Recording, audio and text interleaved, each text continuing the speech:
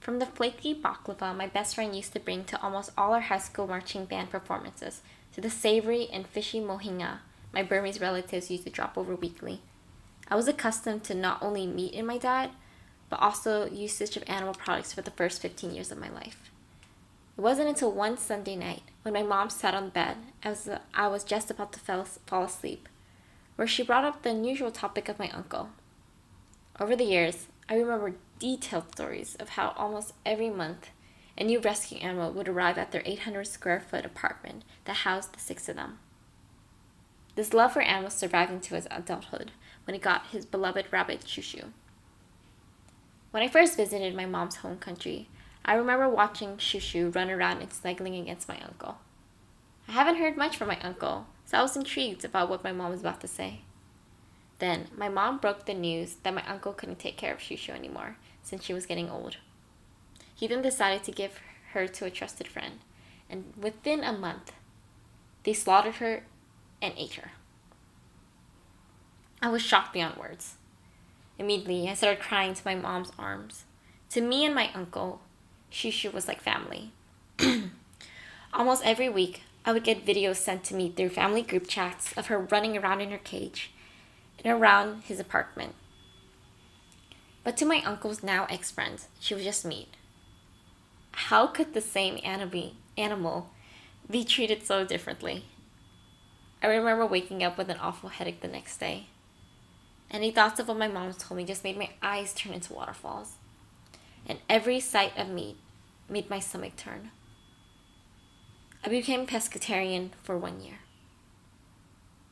I tried immediately going into a no animal product diet, but I admit it was extremely difficult. Because I only relied on food cooked by my parents and from school, I was left to eat basically white rice and broccoli. My meat-loving parents did little to help provide foods I could eat that would fit my diet plans, even as far as hiding bits of chickens and sausage in my tofu soup in the beginning. But as a college student now, I have the freedom to go out and purchase the food I want to eat instead of solely relying on my parents. Firstly, I want to debunk the stereotype that becoming vegan is going to cost a lot. I totally understand why this is a misconception, however. At our age, we haven't had enough hands-on experience on buying foods for ourselves. If I just moved here, and just across the street of my apartment was the Whole Foods supermarket, notoriously known for being insanely overpriced, I'd be inclined to shop for my groceries there just because of its convenience, and don't know any other place.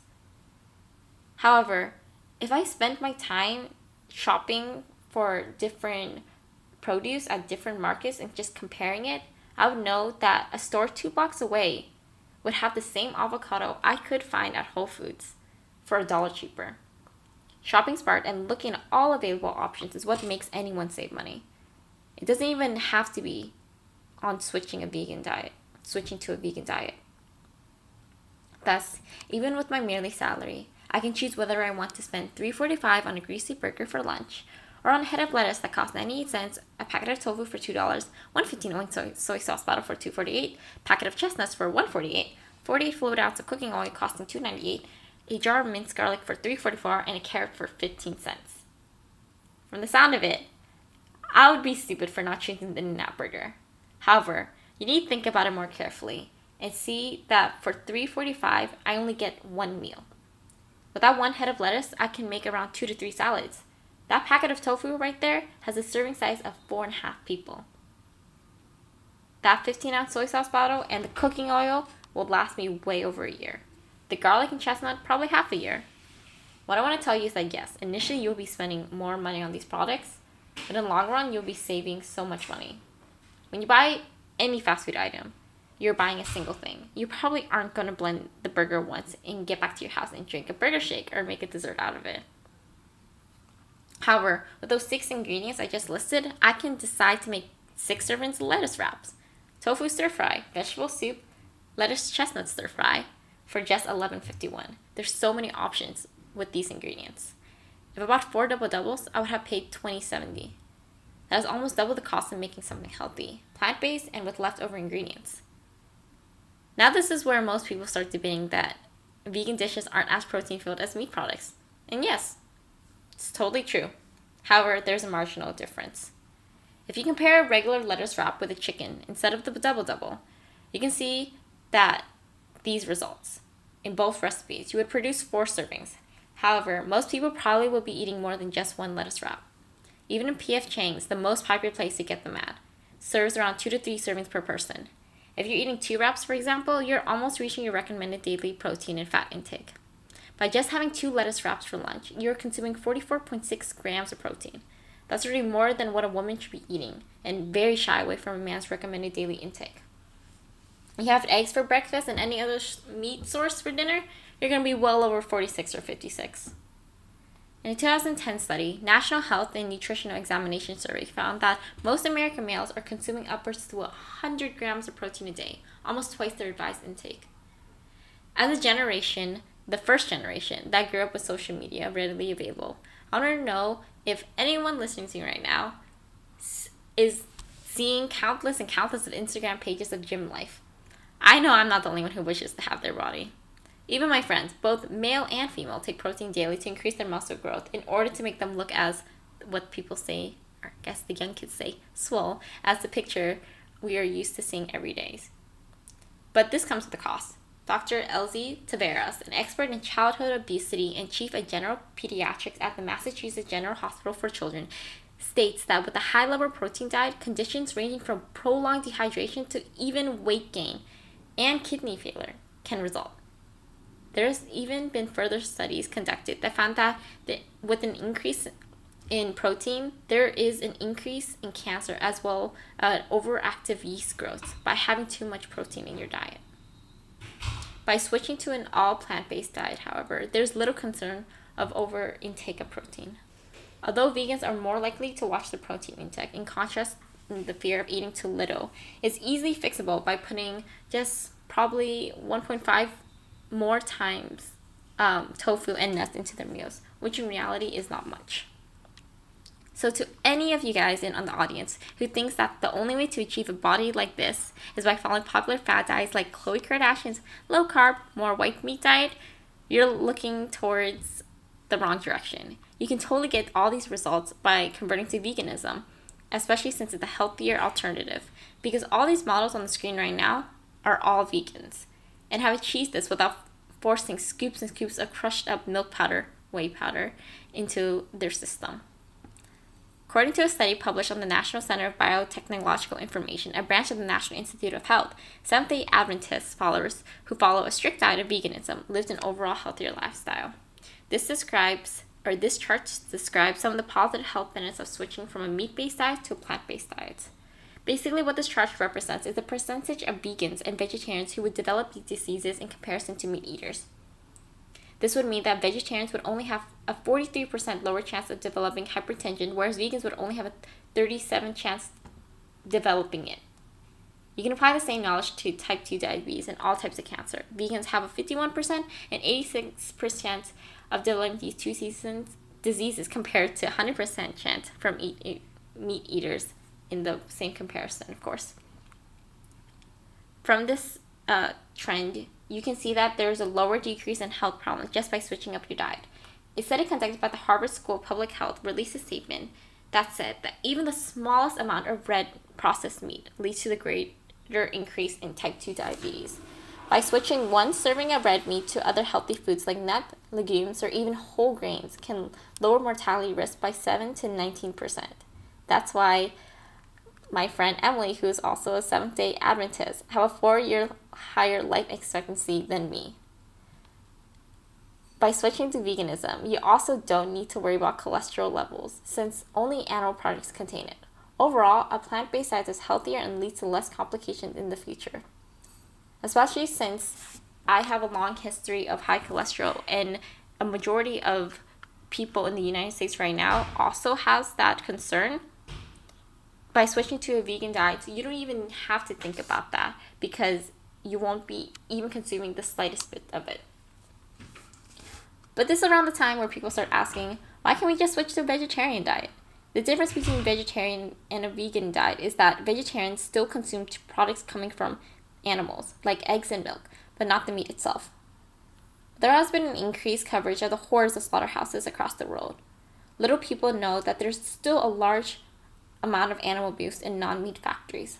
But lucky for us Californians, there's some progress in the passing legislations in the poultry industry. In 2008, Proposition 2, the Ban Against Farm Animals Abuse Act, was passed that basically stated that eggs-laying hens have to be given enough space to be able to spread their wings without touching another chicken, lie down, stand up, and turn around freely. So instead of farmers making chickens live like this, their homes look like this. I'll say it's definitely an increase. If you replace the chickens with humans, however, this is how it would look like. Imagine being a chicken before Prop 8 was passed. You were basically being forced to stand in a slave ship. The picture shown on the left is an illustration of how slave ships used to be in the 16th and 17th century. You can see that these poor men and women, some of them wouldn't even be able to lie down because it was just that cramped. And presently, after Prop 2 was passed, you can see that the right picture shows that basically they have enough room to turn around, kind of like when you're in a concert. But you got to remember that in a poultry factory, your favorite band is not playing all the time and you are still cramped. But you still get the full experience of being pushed around and being spilled with humanly content every second of your time there. But to fully immerse all you guys in the life of a poultry chicken, let's follow their life cycles. So, like all animals, you're first born in the world. But once you're born, males and females are separated into different paths from the start. Because roosters do not produce eggs and they produce minimal amounts of meat, they're immediately killed. Their life can be cut short by many different options. Some include being sucked in a tube by electrified hot plate, being grounded up like wood chips, and placed in a gas chamber, all done while the male chicks are still alive. Being born a female chick doesn't leave you spotless, however. When they're still young, farmers will debeak them with a hot blade so the hens won't hurt themselves, an effect produced by being in stressful conditions like this. The debeaking breaks many nerves and leaves the hens permanently in excruciating pain throughout their life. A comparison to many humans dealing with self-harm issues and suicidal thoughts. By around 6 months, the chicks are ready to lay the first egg. They are sent into battery cages where they will lay eggs for the next 72 weeks. These cramped cages, used before Prop 8 was passed, left battery or commercial chickens covered with bruises and defeathering. Nearing the 72 weeks, it is normal for hens to start producing less eggs. Sometimes, farms will work around this natural phenomenon by performing forced molting, a process where the hens are starved for up to 2 weeks in order to shock them into producing eggs at high rates again. But at 72 weeks, the hen's eggs are not fit for commercial taste, yet still perfectly safe to eat. The hens are still slaughtered. Common method for slaughtering multitudes of chickens at a time is using a gas chamber filled with a deadly amount of CO2, reminiscent of some male chick's death. However, because this method is not 100% foolproof, there's been records of suffocating hens, barely alive, trying to escape the landfill of their decomposing companions. These gas chambers, adopted by the infamous dictator, is seen as a horrendous act of violence in the human world, but to us, it's just okay. So I'd say, why can't we apply this feeling towards animal suffering from the same amount of human evil to our companions? A chicken lifespan is 5 to 8 years, but we humans kill and torture these innocent animals at barely 1.5 years in order for our own consumption. It is not imperative for us humans to eat chicken or any other meat like beef or lamb, however, so there's no reason to purposely inflict pain on others. Even though we have made progress with the Humane Slaughter Act that has regulations on killing overused animals, it excludes many popular consumed animals like chicken, fish, and rabbits. With little hopes for more animal rights laws being placed not only in California, but also in other states that import meat to our state, the most effective measure would be boycotting meat and other animals' products altogether. By doing so, companies like Foster Farm and Del Monte will face the financial repercussions of choosing to spend decades inappropriately torturing our friends. But to the meat eaters in the audience, has the arguments I've presented so far made an enough impact for your unquestionable switch? I bet most of you here are still debating on giving up the juiciness and tenderness of a steak. Totally understand that. Taste of high quality authentic meat is something I often crave.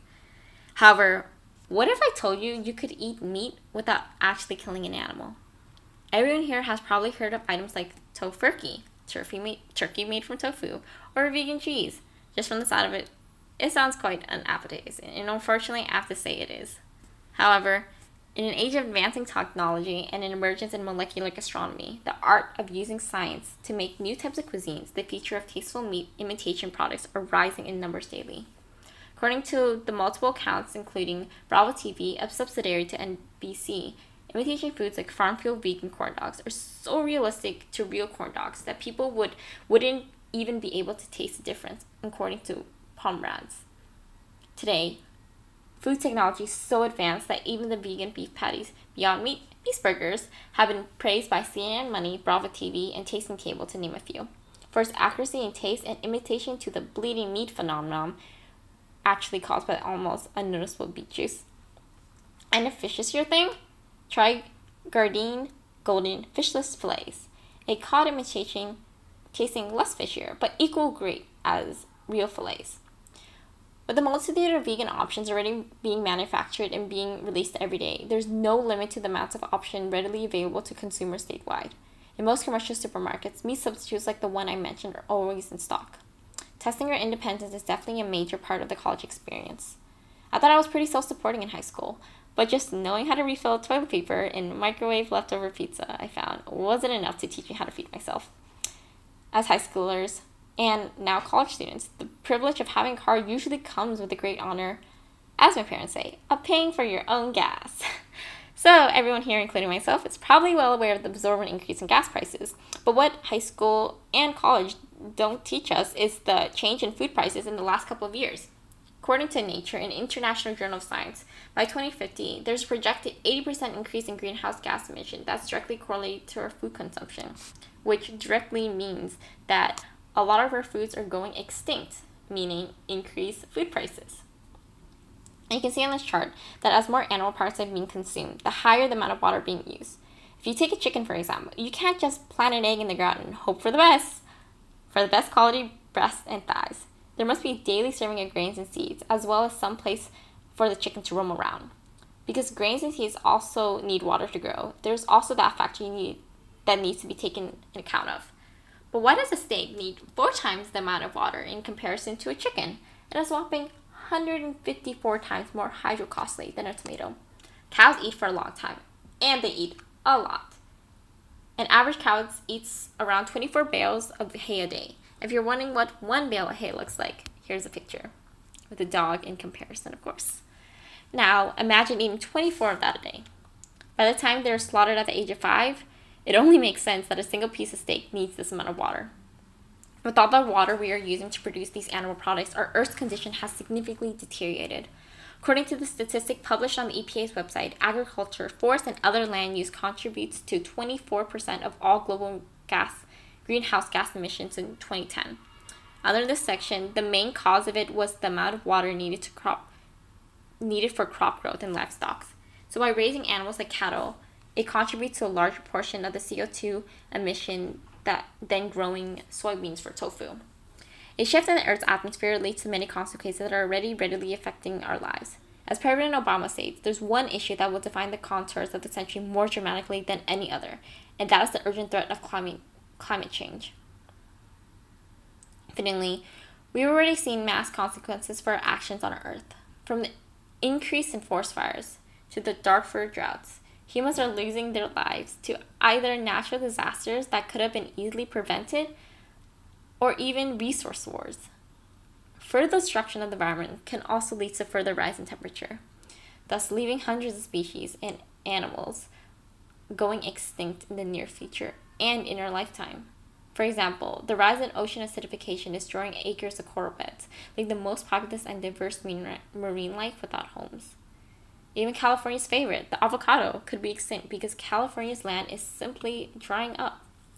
By eating less animal products, we humans can help save the planet and the other people we share with it. To reiterate, veganism should not be considered a health fad that goes against human nature. The purpose of going on a plant-based diet not only helps one's health, it also saves millions of innocent animals from being tortured in slaughterhouses. It's financially reasonable and it prevents further destruction of our planet. As college students, we are the future of our planet. We have the means and tools of learning advancing knowledge every day. So let's use our newfound knowledge to make our impact on our society and our world and help not only us, our future, but everyone around us by going vegan. Thank you.